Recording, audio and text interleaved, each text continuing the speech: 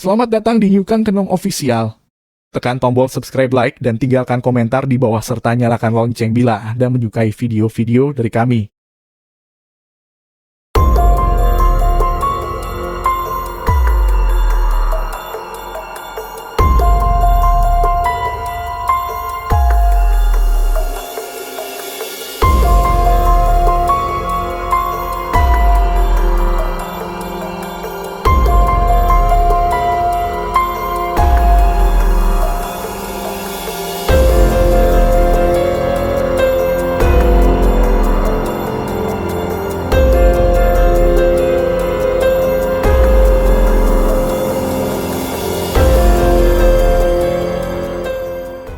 Assalamualaikum warahmatullahi wabarakatuh. Selamat malam. Jumpa lagi di Yukan Kenong Official. Teman-teman, malam ini kita mau bikin tutorial cara menjadi dukun, cara menjadi praktisi supranatural dalam jangka waktu 1 bulan. Jadi 1 bulan setelah anda yang melihat video ini praktek, nanti zaman bisa menjadi dukun-dukun yang bisa eksplor ke tempat-tempat wingit dan lain sebagainya, yang bisa eksplor ke tempat-tempat wingit dan sebagainya.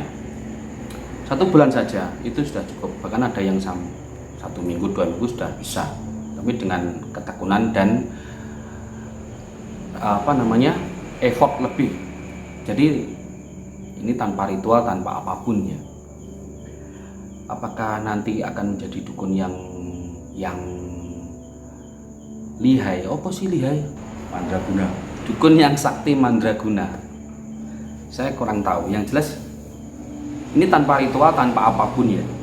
Yang pertama caranya seperti ini. Observasi dulu. Jadi sering-sering kita mengobservasi lingkungan. Misalnya kalau ini ada tempat yang bernuansa bangunan kosong, nah itu biasanya jinnya apa sih? Jadi ini bukan dukun yang menyembuhkan atau apa ya. Ini kita dukun yang supranatural, yang bisa melihat jin, terus bisa berinteraksi dengan makhluk halus seperti itu.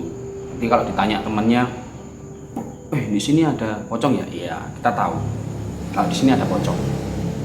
Tempat-tempat yang mau kita terawang. Contoh misalnya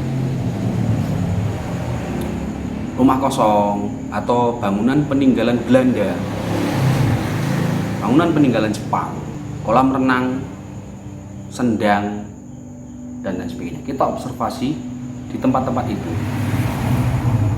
Pakai klinik nggak usah, kita amati saja. Setelah observasi, kita bikin riset. Jadi risetnya itu Anda tonton video-video YouTuber yang mereka sering eksplor di tempat-tempat yang tadi saya sebutkan. Ada penampakan apa di dalam video-video mereka?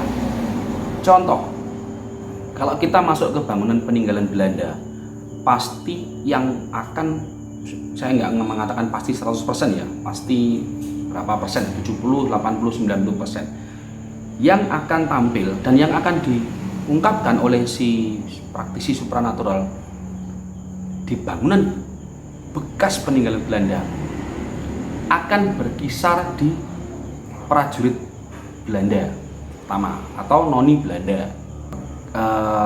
Kisarannya akan di jin-jin yang seperti itu.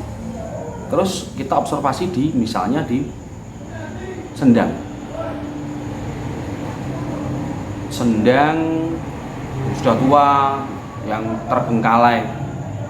Nanti putaran jin yang di sekitar situ biasanya penampakannya akan berkisar di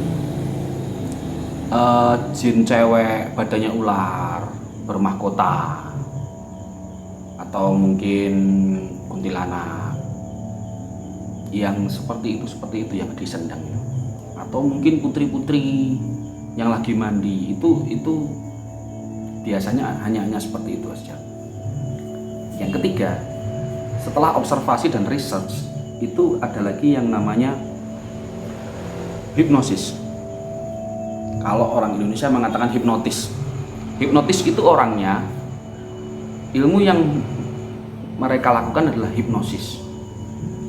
Jadi hipnosis, ketika kita sudah mengobservasi, kita sudah melakukan riset di tempat-tempat seperti itu, dengan video-video yang berada di tempat-tempat seperti itu, kita coba ambil sampling, ajak satu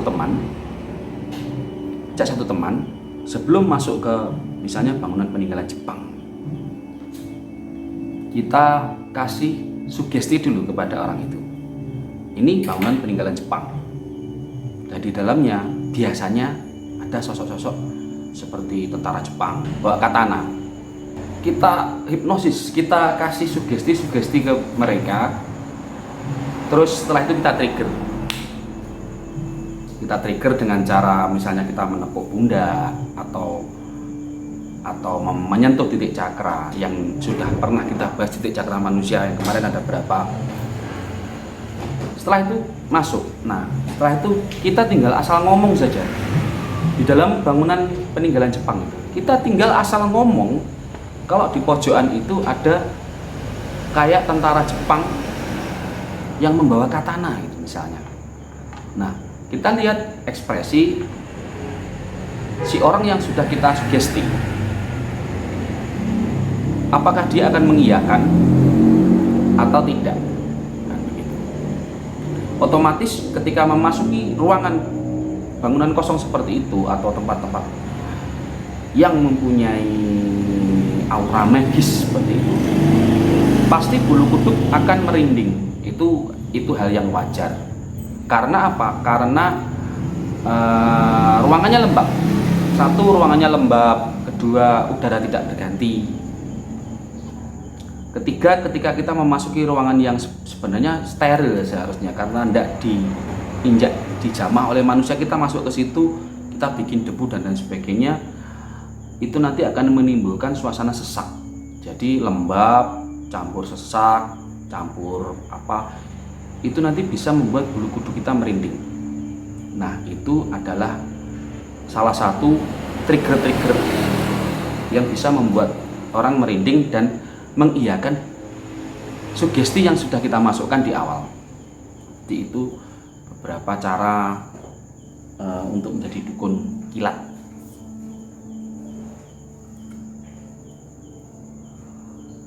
Terus yang keempat, memanfaatkan pareidolia. Jadi ada beberapa momen di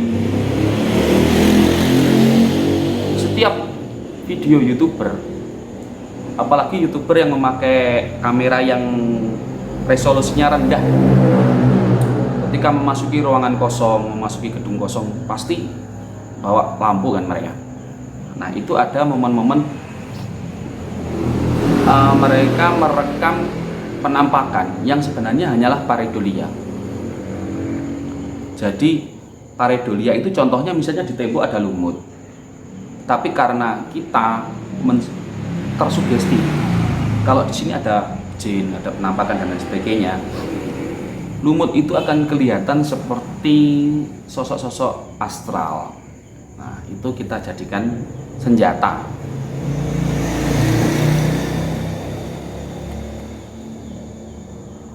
Itu namanya pareidolia. Yang keempat adalah fenomena alam yang sifatnya adalah biologi. Jadi kalau Anda mempunyai satu tanaman, misalnya tanaman apa ya, pakutan lulusa atau apa, atau tanaman yang lancip ya, pandan atau apa. Tanaman yang lancip, yang daunnya menjuntai ke bawah, lancip, itu ada sedikit gerakan dari angin, hanya sedikit saja, yang bahkan mungkin kita tidak melihat atau merasakan gerakan itu. Tanaman itu bergerak dan gerakannya konstan. Itu sebenarnya bukan fenomena astral, itu sebenarnya hanya fenomena alam, biologi. Tanaman yang daunnya lancip, coba search di YouTube, banyak.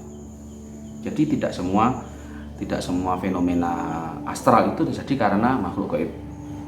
Jadi kita perbanyak katalog kita tentang bunda pusaka, tentang jin, misalnya keris, batu dan lain sebagainya.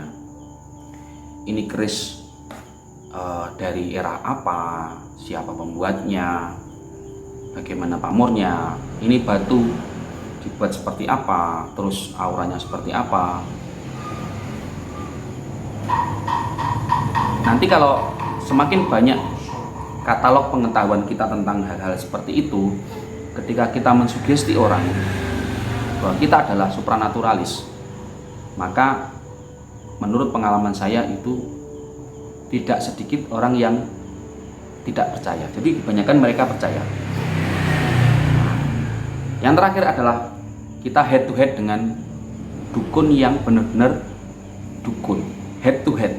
Anda kalau sudah menguasai itu silakan head to head, atau cari anak yang indigo dan lain sebagainya.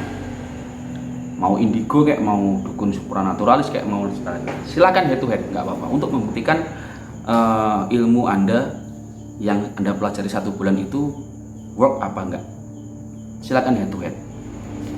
Jadi kalau tadi di awal latihannya adalah mensugesti teman, sekarang latihannya adalah sugesti real dukun.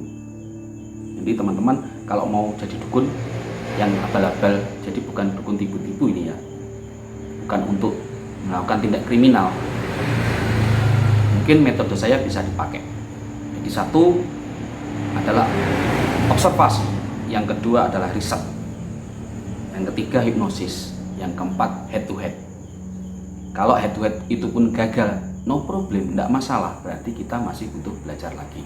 Tujuannya bukan untuk menjadi dukun, tapi tujuannya adalah untuk merasionalkan semua kejadian yang seharusnya rasional. Jadi ada beberapa orang yang kejadian yang seharusnya rasional tapi itu dikatakan metafisik. Akhirnya apa? Terjadi sebuah kehaluan yang luar biasa. Jadi saya ingin share ke teman-teman mana yang benar-benar metafisik, mana yang itu hanya sekedar halusinasi kita atau imajinasi. Karena perbedaan kedua ini sangat tipis. Seperti itu mungkin tutorial dari saya. Lakukan kalau Anda berani, kalau Anda berminat silahkan, dan silahkan lihat hasilnya, tapi jangan untuk tipu-tipu ya. Terima kasih, selamat malam, assalamualaikum warahmatullahi wabarakatuh.